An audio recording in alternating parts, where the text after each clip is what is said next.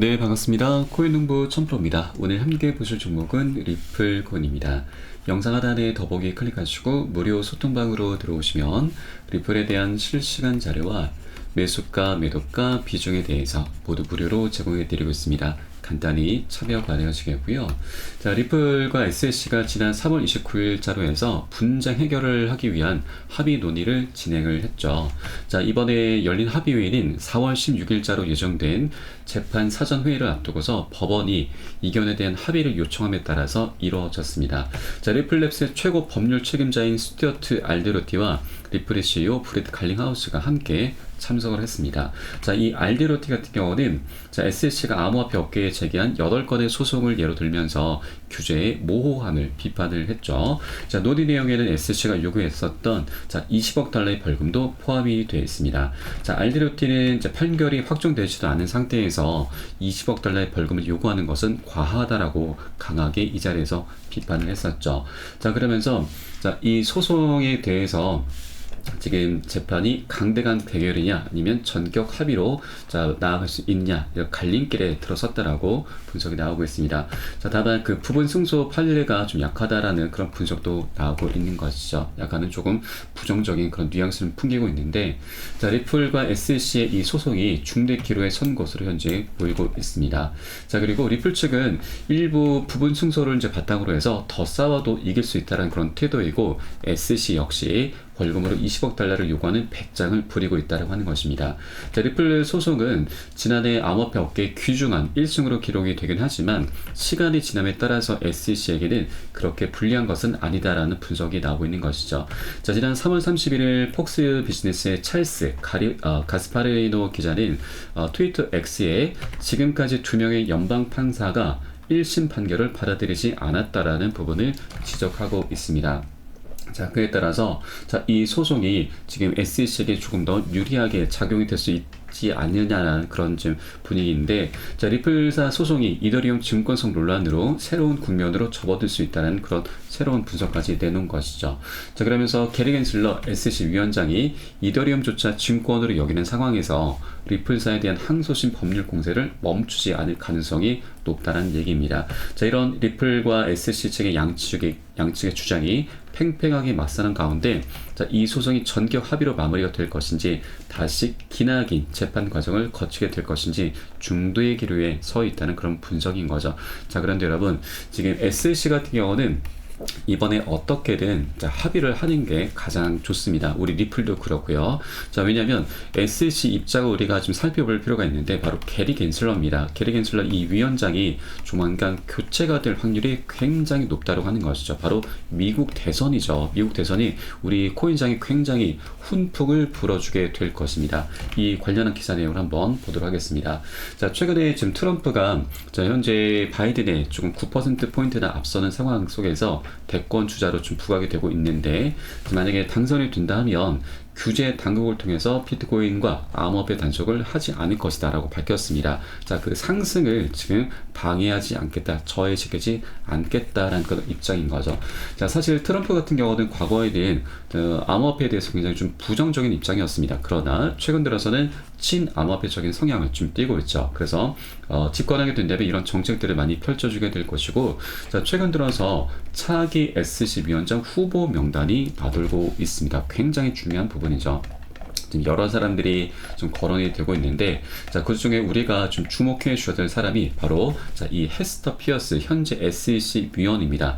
이 사람 같은 경우는 친암호화폐적인 성향을 띄었습니다. SEC가 지난 비트코인 ETF를 이제 방해할 이유가 없다라면서 자, 이 SEC 내부에서도 ETF 관련해서 굉장히 긍정적인 목소리를 냈었던 사람이죠. 자, 그리고 우리 리플과의 소송전 관련해서도 SEC의 관할권 확대 욕심이 불러온 결과다라면서 SEC를 비판을 해왔었던 사람입니다. 이 내용 잠깐 한번 살펴보겠습니다. 자, 해당 위원은 특정 영역에 깃발을 꽂는 방법 중 하나는 바로 집행 조치를 취하는 것이다. 이 같은 관행의 가장 큰 문제는 명확한 규제는 제공하지 못하면서 해당 영역을 사각지대에 방치해 두게 된다는 점이고, SEC는 규제 기관으로서 임무를 충실히 이행하지 않고 있는 셈이다 라면서 비판의 목소리를 냈었던 사람이죠. 자, 이렇게 좀 트럼프가 대권 주자로 부각이 되고 다시 한번 백악관에 재입성을 하게 되면은 이렇게 친암호화폐적인 그런 성향의 인사들을 지금 선출시킬 확률이 굉장히 높다고 하는 겁니다. 자, 그러면 자, SC 같은 경우는 이렇게 현재 뭐 유리한 상황들이 전개가 되고 있을지라도 자, 소송을 장기전으로 끌고 가게 되면은 어차피 교체가 될 수밖에 없는 상황이라서 남는 장사를 할 수가 없는 것이죠. 이번에 어떻게든 합의로 마무리 짓는 게 SC 측에서도 남는 장사다라는 거 하는 것입니다. 그래서 어떻게든 이번에 20억 달러라는 큰 천문학적인 자금을 부르긴 했지만 이것은 너무나 터무니없는 것이죠. 쟁점도 굉장히 많기 때문에 충분히 어느 정도 선에서 조율이 되면서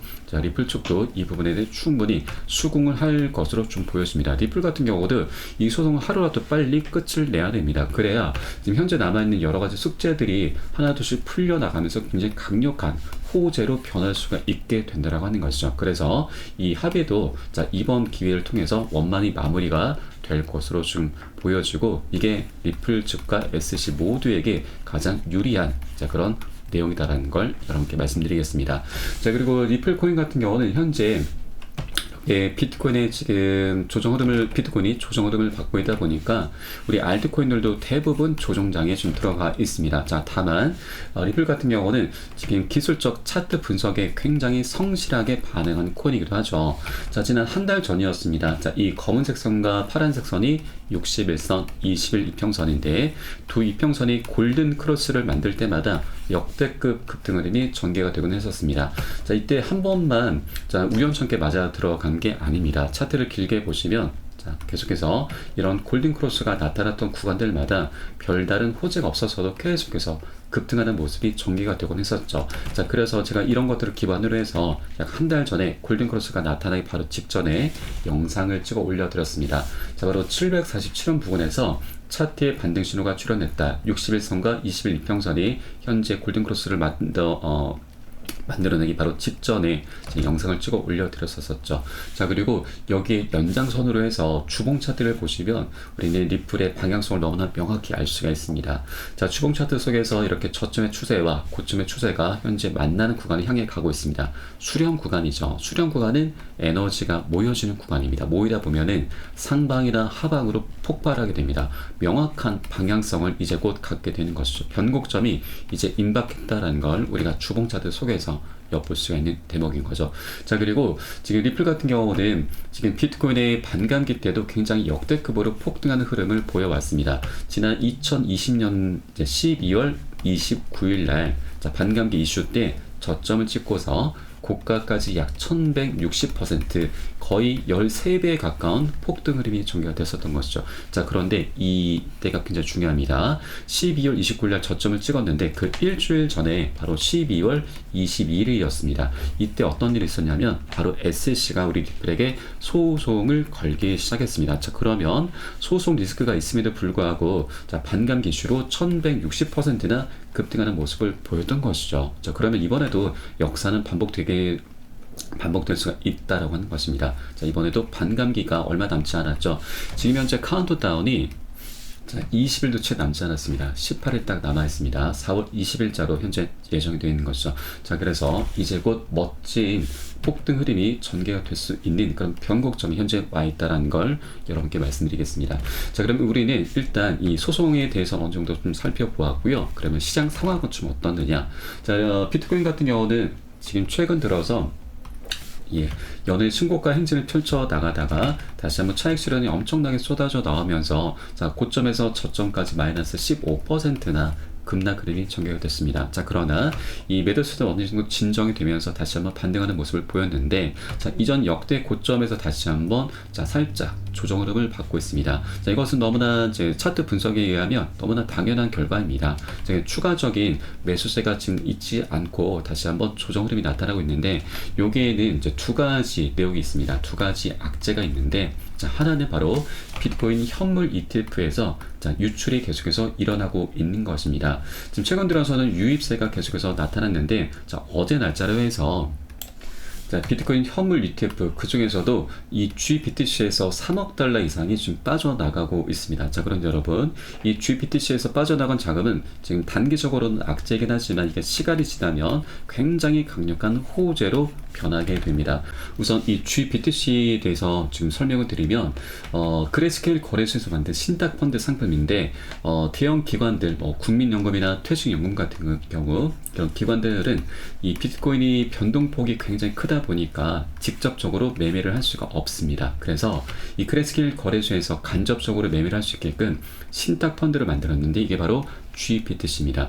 이 GBTC 같은 경우는 6개월 동안의 의무 보유 기간이 있습니다. 그래서 투자자들이 임의적으로 매매를 할 수가 없었는데, 자, 이번에 비트코인 현물 ETF가 출시가 됨에 따라서 실시간으로 매매를 할 수 있게끔 변경이 됐었던 것이죠. 자, 그런데 이 GBTC는 수수료가 조금은 비쌉니다. 그래서 이것을 매도를 하고 ETF 쪽으로 지금 갈아타기 하는 그런 수요가 발생하고 있는 것이죠. 이 갈아타기 하기 위해서는 어떻게든 이 GBTC를 매도를 할 수밖에 없는 것이고 그에 따른 유출이 되었다라는 이런 기사가 나오고 있는 것입니다. 그래서 이것은 시간이 지나면 이 유출 물량이 다시 ETF 쪽으로 건너오기 때문에 굉장히 강력한 매수세로 전환이 된다고 하는 것이죠. 그래서 이거는 지금 단기적인 악재에서 시간이 지남에 따라서 강력한 호재로 변할 수 있다는 걸 여러분께 말씀드리겠습니다. 자, 그리고 이 GBTC 잔고는 벌써 96일 내로 완전 소진 가능성이 현재 대두가 되고 있는 부분이죠. 그래서 이 부분은 어느 정도 시간이 지남에 따라서 충분히 소화가 되면서 다시 한번 매수세로 전환될 수 있다는 걸 말씀드리겠습니다. 자, 그리고 또 하나의 악재가 바로 채굴 기업들입니다. 채굴 기업들 같은 경우는 이 비트코인의 반감기가 마냥 반갑지는 않습니다. 왜냐하면 생산량이 반으로 줄어들게 되는 것이죠.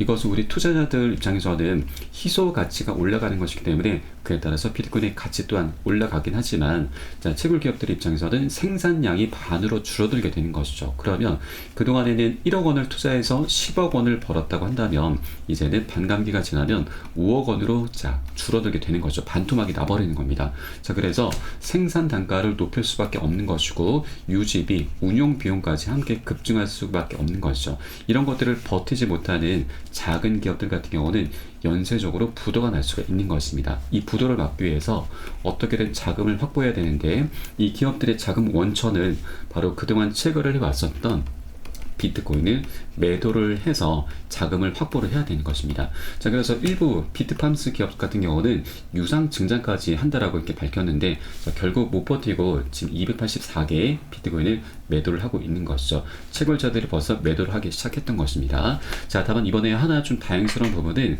비트코인 현물 ETF가 지금 출시가 되고 나서 굉장히 흥행을 하고 있습니다. 그래서 이제 이 자금 유입이 둔화되지 않는 한 강세장은 유지가 될 것이다라는 그런 전망인 거죠. 자, 그럼에도 불구하고 매도는 이미 시작이 됐기 때문에 그 매도 폭탄은 우리가 어느 정도 대비를 해줘야 된다 말씀드립니다. 자, 다만 현재 ETF가 굉장히 선방을 해주고 있기 때문에 그 하락폭은 어느 정도 상쇄가 될 수 있다는 거 우리가 좀 엿볼 수가 있겠습니다. 자, 그리고 실제 비트코인의 반감기 전후로 해서 이런 매도 폭탄의 좀 움직임들은 계속해서 반복이 되어 왔었습니다. 자, 세 번째 반감기가 2020년도 5월 달이었죠. 자, 이때였습니다. 이 전의 모습을 보시면, 자, 1200만 원대에서 550만 원대로 마이너스 53%나 절반 이상이나 반토막이 나버렸습니다. 자, 그런데 이 매도 폭탄이 어느 정도 소화가 되고 나면은 이제 역대급 폭등 흐름이 전개가 되는 것이죠. 비트코인 이 무거운 종목이 1300% 14배나 급등하는 모습을 보였던 것입니다. 자, 그래서 이제 곧 이 매도 폭탄들도 어느 정도 소화가 되고 나면은 역대급 폭등 흐름이 전개가 될 것이다라는 걸 엿볼 수가 있겠고요. 자, 다만 ETF가 굉장히 지금 흥행을 하고 있기 때문에 그 하락폭은 크게 있지는 않을 것이다라는 걸 우리가 알 수 있는 대목입니다. 자, 그리고 우리 코인상에 굉장히 중요한 기사가 또 하나가 있는데, 자, 바로 비트코인 현물 ETF의 자금 유출을 우리가 어떻게 바라볼 것인가라는 겁니다. 자, ETF가 출시가 되고 나서 굉장한 성공을 거두긴 하지만 매일 새로운 자금이 유입되지는 않을 것이다 라면서 이 기관 투자자들 같은 경우는 아직까지는 현물 ETF에 제대로 투자하지 못했다라고 하는 것입니다. 지금까지의 현물 ETF 자금 흐름은 바로 개인들과 트레이더들이 주도를 한 것이고, 진짜 기관과 자산관리자, 자문가들은 들어오려면 조금은 시간이 걸릴 수 있다는 겁니다. 자, 이러한 매수 채널의 수요가 얼마나 될 것인지 알 수는 없지만 검토 기간이 끝나게 되면 수요가 있게 될 것이다 라는 건데, 자, 그러면 지금까지 ETF가 출시가 되고 나서 역대급 신고가 행진을 펼쳐나갔던 이 상승을 주겠던 것들이 바로 기관들이 아니었고 개인들과 트레이더들이었다고 하는 것입니다. 기관들은 아직 본격적으로 유입조차 되지 못했다고 하는 것이죠. 그런데 여러분, 이 기관들의 자금 규모는 이 개인들과 트레이더들의 비할바가 못 되죠. 엄청난 자금이 현재 매수 대기 상태로 남아 있습니다. 지금 이 ETF 관련한 분석 기사가 나오고 있는데, 자, 과거에 앰플리파이 CEO는 미국의 ETF 시장이 2030년에는 3조 원 이상의 규모로 성장할 것으로 내다보고 있습니다. 2029년도에는 20조 달러, 2030년에는 25조 달러인데 25조 달러면 거의 3천조에 육박하는 우리의 상상을 초월한 자금이 아직까지 매수 대기 상태로 남아있다고 하는 것이죠. 그러면 이러한 이제 기관들의 본격적인 자금이 유입이 된다 하면은 이 정도의 최근의 상승폭은 너무나 미미한 수준인 거죠. 빙산의 일각이다라고 하는 것입니다. 역대급 폭등 흐름이 아직까지 매수 대기 상태로 남아있기 때문에 우리 코인 시장의 방향성은 너무나 명확하게 정해져 있는 것이고요. 아직까지 저평가되어 있다는 거 우리가 엿볼 수가 있겠습니다. 자, 그리고 우리가 투자를 함에 있어서 사람들의 관심 또한 굉장히 중요합니다. 이 사람들의 관심을 또 다른 말로는 인간 지표라고 하죠. 이 부분 우리 충분히 활용을 해줘야 되는데, 자, 이 사이트는 구글 트렌드입니다. 자, 비트코인으로 검색하시면 시간 흐름에 따른 관심도 변화를 엿볼 수가 있는데, 자, 정점을 찍었던 때가 바로 21년도 비트코인의 반감기 때였습니다. 자, 그런데 최근에 비트코인이 역사적으로 7만 달러 돌파했습니다. 그리고 1억 원을 돌파했음에도 사람들의 관심이 아직도 미미하죠. 자, 이것은 우리에게 굉장히 강력한 기회를 제공해 주게 될 것입니다. 향후에 이 관심도가 증가함에 따라서 신규 매수가 엄청나게 유입이 될 것이고, 그만큼 우리 코인 시장은 아직까지 많이 저평가되어 있다. 먹을 수 있는 수익 구간이 굉장히 많이 열려 있다는 걸 우리가 엿볼 수가 있겠습니다. 자, 그렇기 때문에 이렇게 비트코인의 반감기, 그리고 ETF, 그리고 미국 대선 등 여러 가지 대형 이슈를 통해서 세 가지 대형 이슈를 통해서 우리 코인 시장도 굉장히 화랑 장세를 다시 한번 뛰게 될 것이고, 그에 따라서 현재 리플 코인도 소송 리스크가 있긴 하지만 이것과는 좀 별개로 이런 차트 분석에 의해서, 그리고 시장의 대형 이슈를 통해서 멋진 급등을 전개가 될 수 있는 그런 변곡점이 이미 와 있기 때문에 절대 이 기회를 놓치시면 안 되신다 말씀드리겠습니다. 자, 다만 이렇게 명확한 방향성이 정해져 있긴 하지만 한 번에 급등할 수 있는 건 절대 없습니다. 계속해서 상승하고 조정하고 이런 파동을 만들면서 방향성을 갖게 될 것입니다. 그래서 우리는 단기 고점에서는 비중 살짝 덜어내실 거고요. 눌림 구간 출현했을 때는 덜어낸 비중 다시 실어 가시면서 그렇게 수익을 극대화하는 그런 전략을 통해서 비트코인이 정점을 찍는 그날까지 계속해서 장기적으로 끌고 가실 거고요. 이때 가장 중요한 것이 바로 매수가, 매도가 비중 관리입니다. 이 관리가 되지 않으면 우리는 어떤 호재도 어떤 방향성도 무용지물이 될 수밖에 없습니다. 자, 이렇게 관리가 되지 않으면 정말 1-20% 굉장히 미미한 수익밖에 거둘 수가 없게 되는 것이고, 이 정도면 여러분 인건비도 안 나오죠. 그리고 정말 최악인 것은 우리가 수익을 내는 게 너무나 좋은 그런 장인데도 불구하고 손절로 마감하는 이런 우울을 범할 수 있다고 하는 것입니다. 그래서 저는 어떤 호재보다도 이 매수가, 매도가, 비중 관리를 가장 중요하게 생각하고 있고, 가장 먼저 선행이 되셔야 한다라고 항상 강조 말씀을 드리고 있습니다. 우리 코인시장이 현재 24시간이 열리고 있습니다. 이런 사인들이 새벽이든 언제든 시간 가리지 않고 나오고 있기 때문에 언제든지 펌핑 흐름이 전개가 될 수 있다고 하는 것이죠. 그래서 이런 사인들이 나오는 대로 여러분께 카톡방 통해서 실시간으로 빠르게 공유를 해드리면 여러분의 요산에 따라서 발빠르게 안전하게 매수, 매도 진입을 편안히 해주시면 되신다 말씀드리겠습니다. 그래서 위 번호로 010-6531-7908 010-6531-7908 숫자 3번 문자 한 통 넣어주면 되겠고요.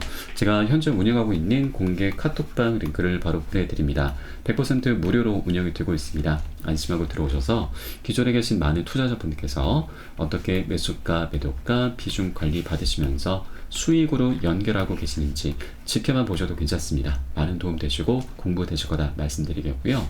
혹시라도 나는 문자가 좀 어렵다 하시는 분들께서는 영상 하단에 더보기 클릭하시고 무료 소통방 링크 통해서 간단히 참여도 가능하시겠습니다. 예, 고점에 물려있는 종목이 혹시라도 있으시다면 제가 순차적으로 개인 무료 상담까지 진행해 드리고 있으니까 이 부분까지도 모두 활용을 해주시면 좋으실 것 같고요.